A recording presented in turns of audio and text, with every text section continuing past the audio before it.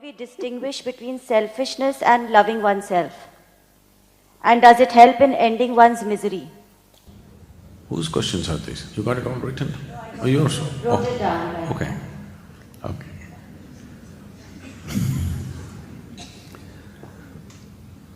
Love means two people, isn't it?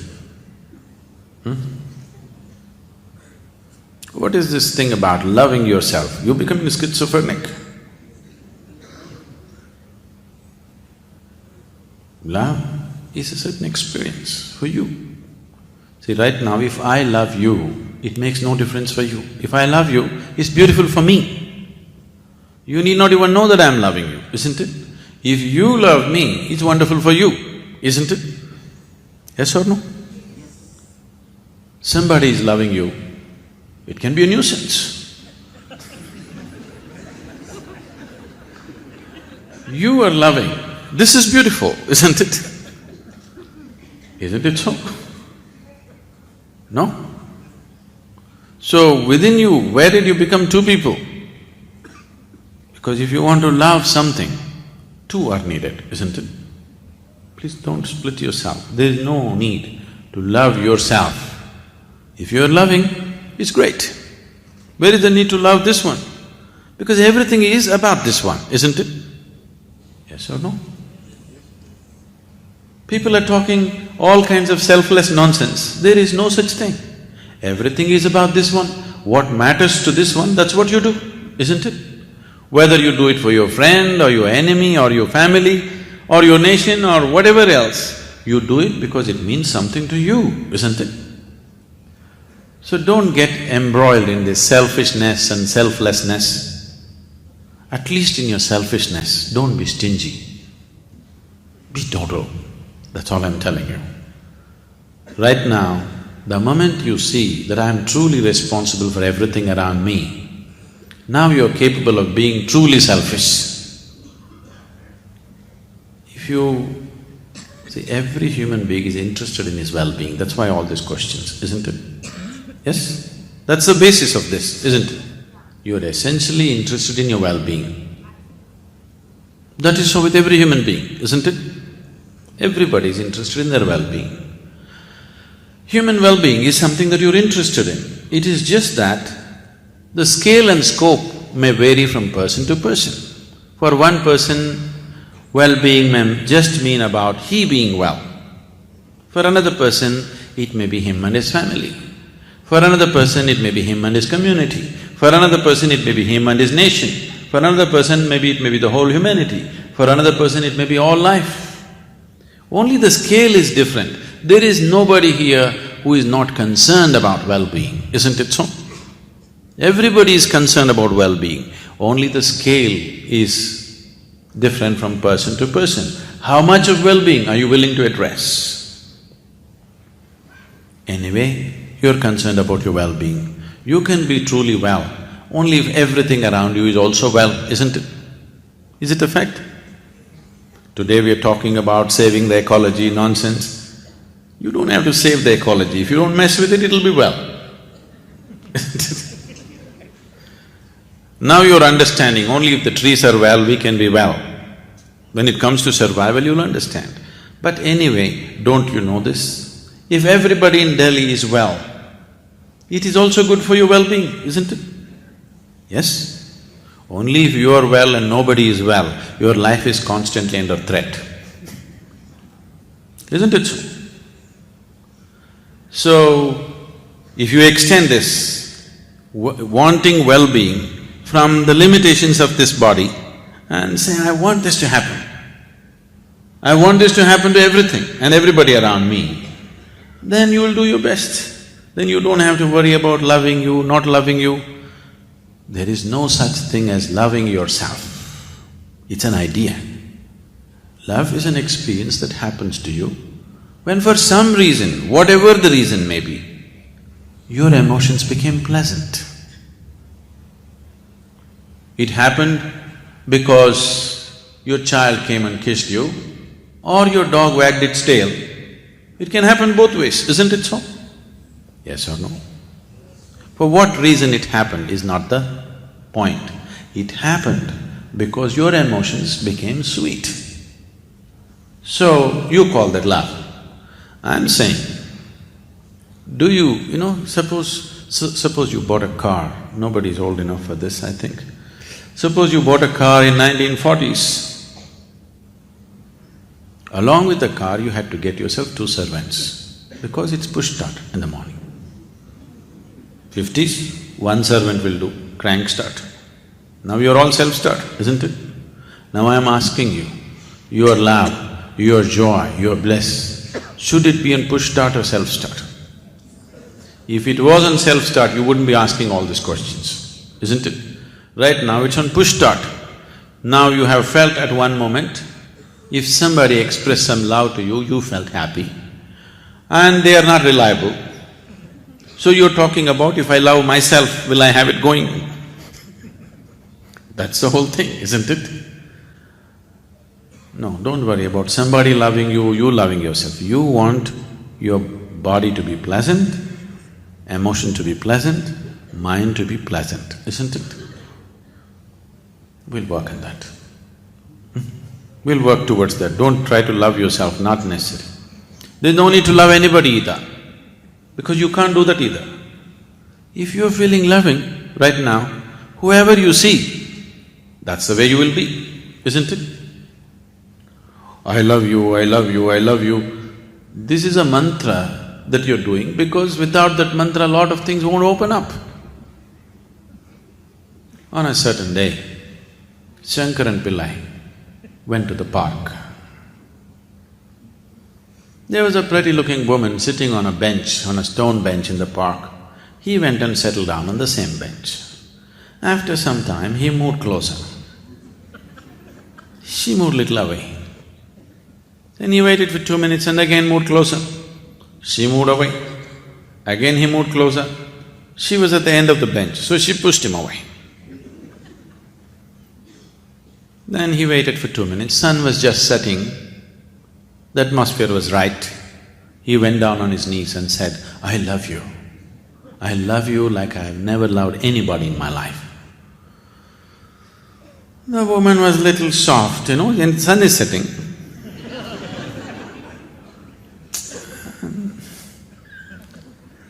She melted down.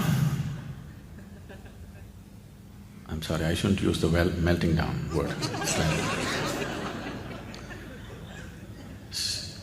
And things happened between them, nature took over, many more things happened between them. It was getting 8 o'clock.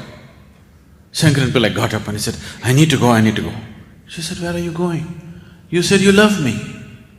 In her mind, the moment he says, I love you, both of them have become one. He said, no, I need to go, my wife will be waiting, I have to go at 8 o'clock. So, I love you is like open sesame. It's a mantra. If you say, I love you, things that you want will happen. So I'm not talking about transactions, I'm talking about love. Love is not a transaction. Love is a beautiful thing that happens within you. It cannot happen outside of you. It may find expression outside, but it's something that can happen only within you, isn't it? And do you want to keep something so beautiful on push start or self-start? We'll get it on self-start. Yesterday, I went through this amazing experience with you. It was a collective experience. And then I saw your relationship with the meditators who were the volunteers in this incredible course that we did. And there was something that connected you. Now, I've heard stories about this. I've heard that as Jesus walked in and he spread this love, and we always wondered, how could you just spread love? I saw that yesterday, but I saw tears in their eyes. We could explain that, but I saw tears in your eyes because I saw a two-way relationship. So let's just keep with this idea of a guru and tell me, what is this two-way? Because I saw you like a devotee, you were like them. When you went to them, it was not just their emotion, it was yours. See, here you are using the word devotee. I don't know whether they're devoted or not. My life is devoted to them. Okay, that's for sure. Yeah. My whole life is devoted to every human being on this planet, every creature on this planet. So, devotion is just a deeper love affair. Mm. When I say a deeper love affair, generally, these days at least, people are understanding a love affair as some kind of a transaction of give and take. Devotion is a deeper love affair of just absolutely giving. Whether take is there or not just doesn't matter and it doesn't occur in your mind. So for me, my love affair is just with everything that I set my eyes upon. Whether it's a man, woman, child, animate, inanimate, it doesn't matter. Whatever I set my eyes upon, I'm in a deep embrace with that. So for me to come to tears, I don't even have to look at a human being. If I look at a cloud, I'll come to tears. If I look at a tree, I come to tears. If I close my eyes, I'll come to tears. So tears is not even about love. If you tell me I'm in love with people, I wouldn't feel that's a great thing. I feel you're lowering the whole thing. I'm not in love, because love is still a kind of a transaction. This is a certain dimension of inclusiveness. Actually, in my experience, there is nobody else in this planet, nobody else in this existence. It's just me. In my experience, I don't see myself and somebody else, I just see myself. So, this is not even devotion, this is not even love, this is just inclusiveness. And this is not my idea, this is not my philosophy, this is the way existence is.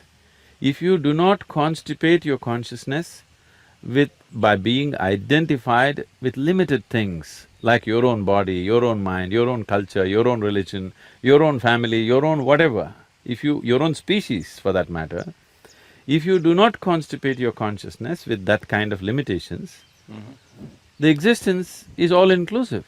Well, science can prove it to you today, isn't it? The more people see you, even from a distance, there's a sudden outpouring of love, complete outpouring of love. So let's talk about love. This is one kind of a love. What happens? Is there something, is it a release? That could be one thing, with the see you and their own stresses and emotional release. On the other hand, is there some kind of energy that you're transmitting to them? Is that energy possible only in a loving relationship, even between you and the people or between people themselves? What is that energy called love? And then let's relate it to man and woman, because that's the love most of us know. Love or hate, whichever you like it, but let's talk about love. There is no such thing as an energy that is love. Life is a certain energy. You are a certain life energy. The many parts of this life energy is finding expression as thought, as body, physical action, emotion, and there are other dimensions, of course, energy action. If you can perform only physical activity in your life, the span and the scope of that activity is very limited. Because you empower your physical activity with your mental activity, depending upon the keenness and the intensity of your mental activity, your physical activity takes on a different level of… as if it moves into a different dimension because the mental activity.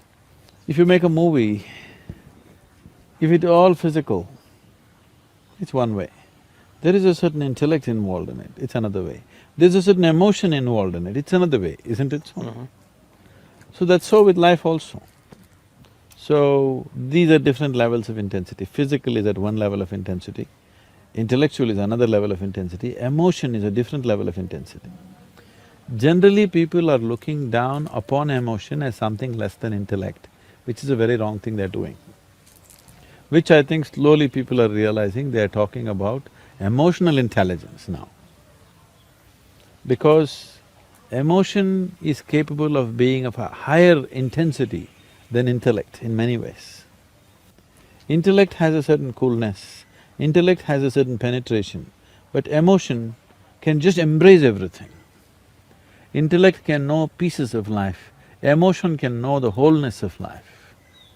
So this is the reason why spiritual traditions always have made devotion the biggest thing, because a devotee looks like a fool to an intellectual person. But what a devotee knows in terms of life's experience and what he knows in terms of perception of life in its totality, an intellectual person will never touch that. So a devotee looks like a fool, but the real fool is elsewhere. So right now what's happening here when people are around me is neither intellect nor emotion nor body. It's another dimension, which is just pure reverberation of energy. If I reverberate in a certain way, some people will roll their eyeballs upward and simply sit there. Some people will cry, some people will laugh, some people feel that they realize so many things being there in that space. This is their expression of it. This is like, if I give you electric connection, somebody makes light out of it, somebody makes sound out of it, somebody makes coolness out of it, somebody makes heat out of it. Different gadgets are making different things out of the same electricity. So my thing is just to exude that energy. Somebody makes love out of it, somebody makes alertness out of it, somebody makes awareness out of it, somebody makes meditativeness out of it. That's left to that individual depending upon his level of evolution and his receptivity as to how he is. So am I creating a love energy? There's no such thing as love energy, there's just life energy. There is only life energy. Love is just one expression of life. Intellect is another expression of life. Physical action, another expression of life. Awareness, another expression of life. So life can find million forms of expression, but people elegizing one over the other is a huge mistake. All of them are needed. Love without the needed awareness and balance is going to be horribly burdensome, isn't it? So what you're referring to as love is basically the sweetness of your emotion. You sit here and you could feel about love, you could feel love about somebody who is not even here. So it's got nothing to do with anybody.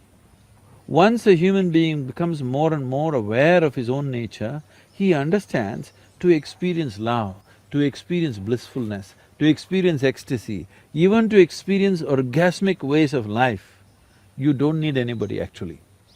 If you just sit here, you can make it happen within yourself. Because after all, it's your body, it's your mind, it's your emotion, it's your chemistry, and you are the one who is creating all the experiences of your life. Because people are not conscious of this, that you are the maker of your life, you are the one who is doing your life the way you want it.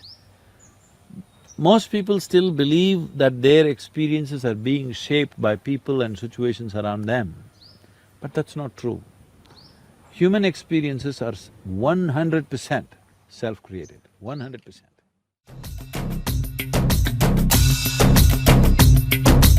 Yogeshwara